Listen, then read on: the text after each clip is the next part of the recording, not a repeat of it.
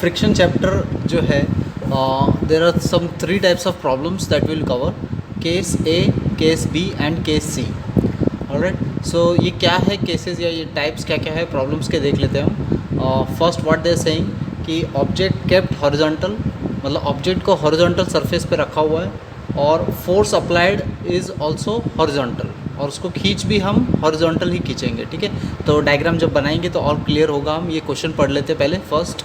So see everyone, a block of 500 Newton is kept on horizontal surface. ठीक है, तो सबसे पहले एक हम ब्लॉक लिया, 500 न्यूटन उसका वेट है, तो वेट ऑब्वियसली उसका नीचे की साइड में है 500 न्यूटन, उसको हॉरिजॉन्टल सरफेस पे रखा हुआ है।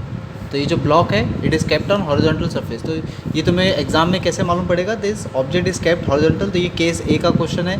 अब उसको कैसे पुल कर रहे हैं वो देखते हैं हम। तो उन्होंने यहाँ पे फिर से मेंशन किया है कि a horizontal force of so and so is required to move it. तो मतलब एक हॉरिजॉन्टल फोर्स ऐसे पी नाम दे देते बिकॉज से it is a pull force. तो it is value is also given, it's value is 190 newton. तो ये हमें समझ में आया कि अब ऑब्जेक्ट भी हॉरिजॉन्टल रखा है और उसको पुल भी हम हॉरिजॉन्टल कर रहे हैं। तो this is case A question. तो केस ए क्वेश्चन में हमें ऐसे सॉल्व करना है। अब ऐसे टाइम पे क्या होगा, जब ऑब्जेक्ट इस साइड जा रहा है, मतलब उसका मोशन जो है इट इज़ ऑन द से राइट साइड, तो लेफ्ट साइड में ऑब्जेक्ट उसको पीछे की साइड में जो रोके हुए है वो कौन रहता है, friction. That is F means frictional force. और वेट जो उसका 500 न्यूटन है उसके ऑपोजिट डायरेक्शन में क्या अप्लाई होता है, नॉर्मल रिएक्शन। इसको हम बोलते हैं normal because it is 90 degree to the surface. Okay, so normal reaction and ये जो चीज़ें हमको निकालने के बोली है, नॉर्मल रिएक्शन, आर की वैल्यू फाइंड करना है, frictional resistance, so that is F निकालना है। रिजल्टेंट रिएक्शन ये क्या होता है ये हम यहाँ स्टडी कर लेते हैं।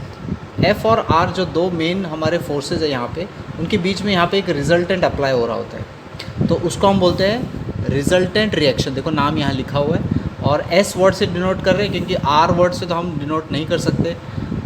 और यहाँ जो एंगल बनाता है, मतलब रिजल्टेंट रिएक्शन जो नॉर्मल रिएक्शन के साथ एंगल बनाता है उसको हम बोलते हैं एंगल ऑफ फ्रिक्शन, या फाई इस सिंबल से डिनोट करते हैं हम। Okay, so let us now start finding out the values. हाँ, तो ये हो गया एंगल ऑफ फ्रिक्शन।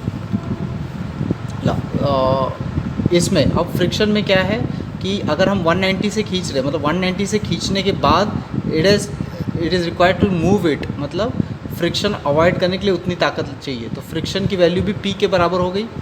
तो दैट इज़ या इस ऐसा कह लो नॉर्मल लैंग्वेज में कि अगर ये ऑब्जेक्ट अभी मूव करना स्टार्ट नहीं हुआ है तो उसका इक्विलिब्रियम में होने की वजह से सिग्मा एफ एक्स 0 है, which means that right side force is equal to left side force. या ऐसा कह लो पी पॉजिटिव राइट साइड में है, एफ नेगेटिव लेफ्ट साइड में, equal to 0, which implies that P equal to F. तो ये फार्मूला ही है इस फर्स्ट केस का। हाँ, केस 1 का ये फार्मूला बन जाएगा कि पी इक्वल टू एफ, और similarly F Y equal to अगर 0 पुट करते हैं तो नीचे वाली फोर्स, हाँ मतलब जो वेट है उसका डब्ल्यू माइनस की तरफ क्योंकि वो डाउनवर्ड है, और रिएक्शन जो कि अपवर्ड्स है तो पॉजिटिव लिया equal to 0, so which implies that W is equal to R. तो ये दूसरा फार्मूला बन गया। तो ये दो फार्मूले अगर यूज़ करते हैं तो this means therefore we can say that P F जो हमें निकालना है, F is equal to P equal to 190 newton. So it is what, first हमने क्या निकाला उसका फ्रिक्शनल रेजिस्टेंस। हाँ, एक चीज़ हो गया, यहाँ पे हम लिख सकते हैं that this is the frictional resistance. Second चीज़ जो आर हमें सेकंड फार्मूले से मिल रहा है, आर इक्वल टू डब्ल्यू, और डब्ल्यू की वैल्यू उन्होंने दे रखा है कितना है, 500 न्यूटन। क्लियर। सो इससे हमें क्या मिल गया, नॉर्मल रिएक्शन भी मिल गया। सेकेंड चीज़, दो चीज़ें हमारी फाइंड आउट हो गई। अब थर्ड चीज़ पे आते हैं रिजल्टेंट रिएक्शन। ठीक है, ये इमेजिनरी एक रिएक्शन है। ओके, इसको हमें फोर्स कैलकुलेशन में नहीं लेना होता है, जैसे हम फोर्सेस स्टडी कर रहे हैं। तो ये अब हम जो रिजल्टेंट रिएक्शन निकालेंगे, इसका जो फॉर्मूला है it is just a resultant, इन दोनों का रिजल्टेंट है आर और एफ का, मतलब उसका जो फॉर्मूला बनेगा R square plus F square. So it means that अगर हम इसको फॉर्मूले में डालते हैं, सो इट इज़ 500 का स्क्वायर प्लस 190 का स्क्वायर। सो इसका जो आंसर आएगा सॉल्व करके it will be around 534.88 newton. So ये आ गया इसका थर्ड पार्ट, रिजल्टेंट रिएक्शन। हाँ, now fourth part, coefficient of friction जो होता है वो फ्रिक्शन का अमाउंट कितना होता है, एक फार्मूला है जो हमें याद रखना है, mu is equal to F by R. So इसको बोलते हैं हम, क्या बोलते हैं, कोफिशिएंट ऑफ फ्रिक्शन।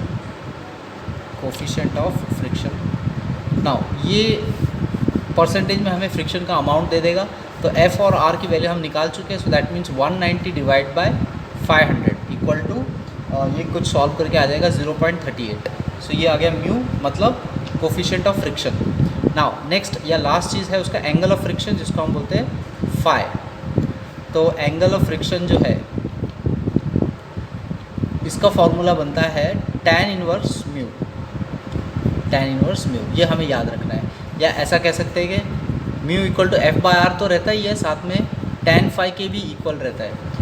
तो अगर हमें सिर्फ 5 निकालना है, फाई की वैल्यू निकालनी है, मतलब एंगल ऑफ फ्रिक्शन निकालना है, तो tan को इस साइड लेके जाना पड़ेगा, तो वो tan इनवर्स म्यू बन जाएगा। तो यही फार्मूला हम यहाँ यूज़ कर रहे हैं, देखो phi equal to tan inverse mu. Alright, so which is equal to tan inverse mu की हम वैल्यू ऑलरेडी निकाल चुके हैं 0.38। तो इसका हम अगर tan इनवर्स करते हैं, सो फाइनल आंसर इसमें आ जाएगा एंगल जो 20.8 डिग्री आ जाएगा, या 20.81। Alright, so this is the way we solve the first case problems. तो इसी टाइप में हमें फर्स्ट केस के प्रॉब्लम को सॉल्व करना है।